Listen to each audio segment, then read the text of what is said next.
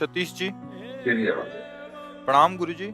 गुरुजी, मेरा मन जीव जंतु पशु पंछियों की सेवा में ही ज्यादा लगता है। मैं अपनी कमाई का ज्यादा हिस्सा इसी पुण्य में लगाता हूँ। बहुत अच्छा है। अहंकार रहित होकर सेवा की जाए तो भगवान की ही प्राप्ति हो जाती है, क्योंकि हर पक्षी पशु के रूप में भगवान है।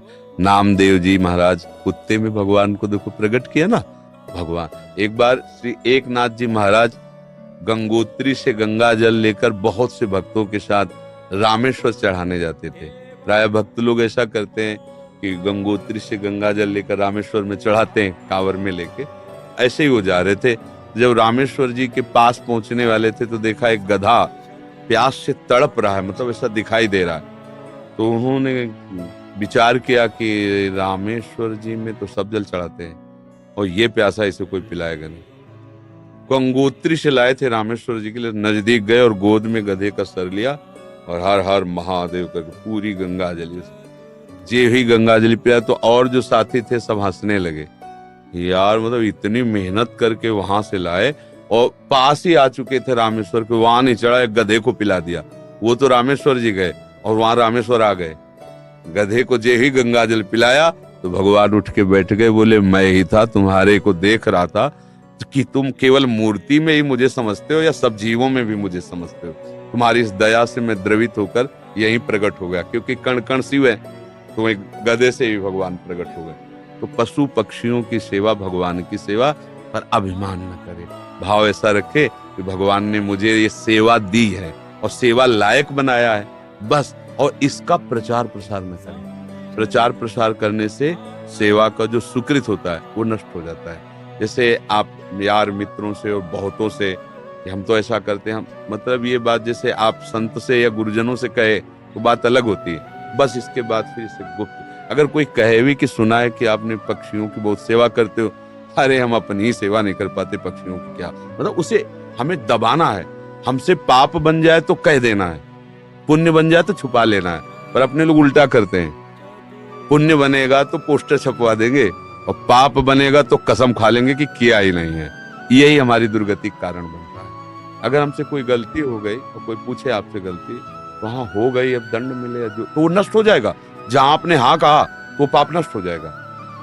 अगर सभा में खड़ा होकर के स्वीकार कर ले तो दंड मिले ना मिले उसका पाप नष्ट हो गया। और हम सभा में पुण्य को कह सकते हैं, पाप को नहीं कह सकते, देखना है नहीं। तो अपने इस पुण्य को छुपाओ और पशु पक्षी में भगवत भावना करो। जब उनको दाना डाल रहे हो या फल जो भी जैसे पशु पक्षी हो तो भाव करो, हे भगवान आप इन सब रूपों, और बढ़िया पुण्य बन जाएगा और बड़ा लाभ मिल जाएगा। हे भगवान आप इन रूपों में आके सेवा स्वीकार, नाथ हम पे प्रसन्न रहो कि हम सदैव आपकी सेवा करते हैं। भक्ति हो गई, इसी से भक्ति हो गई। सब में भगवान के दर्शन की भावना बनने लगेगी, ठीक है। पर कभी गलत धन कमा के सेवा की भावना मत रखना। मान लो चलो 1 लाख रुपए हम गलत करके ले रहे हैं तो 10,000 की सेवा, वो ठीक नहीं है। ईमानदारी से कमाओ, धर्म से कमाओ और फिर उससे अगर 10 रुपए की भी सेवा करोगे तो बहुत बड़ी सेवा मानी जाएगी। 10 करोड़ सेवा बेईमानी से वो तुम्हारे लिए बिल्कुल बेकार है। और 10 रुपए गरीब की एक रोटी जितना पुण्य देगी ना, राजा का उतना पूरा धन का खजाना नहीं, क्योंकि वो मेहनत से करके और 4 रोटी में 3 में परिवार चलाया, अपने हिस्से की दे दिया दूसरे को, बहुत बड़ा दान हो गया। तो दान का ये भी स्वरूप समझना है कि गंदे आचरणों द्वारा, बेईमानी द्वारा नहीं, धर्म से कमा करके। एक बार राधा बाबा ने भागवत सुनी, एक ब्राह्मण आते थे, श्रद्धा से सुना। अब दक्षिणा देने की बात आई तो बाबा ने काम तो सन्यासी है, क्या दक्षिणा दे। आज बड़े बड़े लोग बैठे थे, जिसके पास पवित्र धन हो 100 रुपया हमें दे दो। किसी की हिम्मत नहीं निकालने की, क्योंकि बाबा बिल्कुल सत्य पे प्रतिष्ठित महापुरुष। अब पवित्र होना चाहिए, इन्हें दंड मिलेगा। किसी की हिम्मत, एक घास खोदने वाला बगीचे में जो काम करता है दौड़ के आया, बाबा हमारा पवित्र है।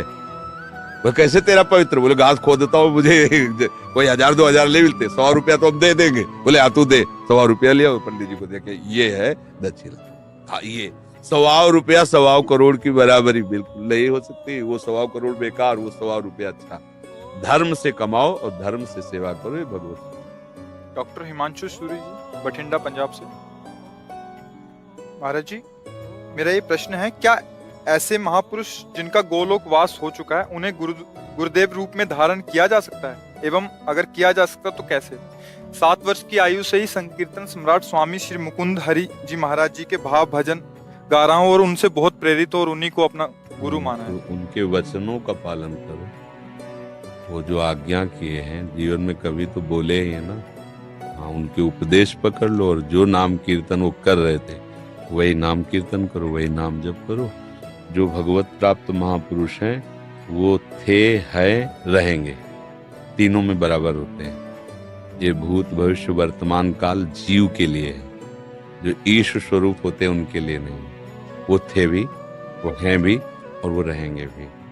जो महापुरुष हैं किसी को भी, जैसे भाई जी हनुमान प्रसाद पोद्दार जी, राधा बाबा, उड़िया बाबा, हरि बाबा, ये सब महापुरुष थे, हैं और रहेंगे। अब आप तदाकार करो तो उनसे बात भी हो सकती है। मिलन, जब भगवान से बात हो सकती है तो भगवत स्वरूपी तुम आत्मा है ना।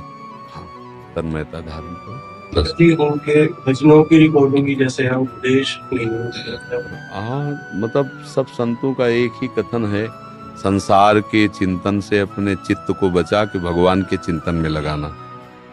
बस बार बार नाम जप करो। जो भी नाम कीर्तन करते हैं ना, वो नाम कीर्तन पकड़ लो, अंदर से जपो, उसी का कीर्तन करो और उनको गुरु मान लो, हो गई बात। समझ रहे? और संतों का संग करते रहो, जिनसे आपका मन मिले, जिनकी बात सुनकर आपको अच्छा लगे और हृदय शीतल हो जाए, उन संतों के वचन प्रगट में सुनते रहो और नाम और गुरु भाव उधर रख लो। मनोज कुमार दिल्ली से। सतगुरुदेव भगवान, आपके चरणों में कोटि कोटि प्रणाम। गुरुदेव भगवान, पराये सभी शिष्य अपने गुरुदेव का मानसिक चिंतन करते हैं, लेकिन गुरुदेव वो परम सौभाग्यशाली शिष्य कौन से लक्षणों से युक्त होता है जो कभी कभी अपने गुरुदेव के चिंतन में भी आ जाता है? जिसका अस्तित्व खत्म हो जाता है वो कभी कभी नहीं, वो गुरुदेव में ही हो जाता है। जब तक शरीर और शरीर के भोग और शरीर संबंधियों से अपनापन है, तब तक गुरुदेव को हमने माना है। जैसे संसारिक किसी को हमने पिता माना, माता माना, रिश्ते नाते मान, उसी में एक और नाता मान लिया, गुरु। अब जिसने अपना अस्तित्व अहम में टिका होता है, जिसने अपना अहंकार गुरु जी के चरणों में दे दिया, अब जैसे आपकी आज्ञा वैसा ही हमारा जीवन है। आपका कृपा कटाक्षी हमारा मोक्ष मूलम गुरु कृपा। जिसने गुरुदेव को अपना अहम देकर सतत उनकी आज्ञा पर चला, तो गुरुदेव को चिंतन नहीं करना होता। गुरुदेव उसके हृदय में बैठते हैं, वो गुरुदेव के हृदय में सदैव रहता है। भगवान अपने भक्ति के लिए कहते, साधु हृदयम मह्यम, साधु नाम हृदयम। मैं उनका हृदय हो जाता हूँ, वो मेरा हृदय हो जाते हैं। और सही पूछो तो वो गुरु स्वरूप ही हो जाता है। सच्चा शिष्य वही जो गुरु स्वरूप हो गया।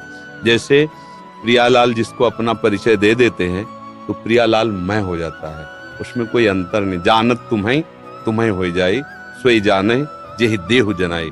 जिसे वो जना देते हैं वो उन्हीं के मैं हो जाता है। ऐसे गुरुदेव का सच्चा शिष्य वही है जो गुरु स्वरूप हो जाता है।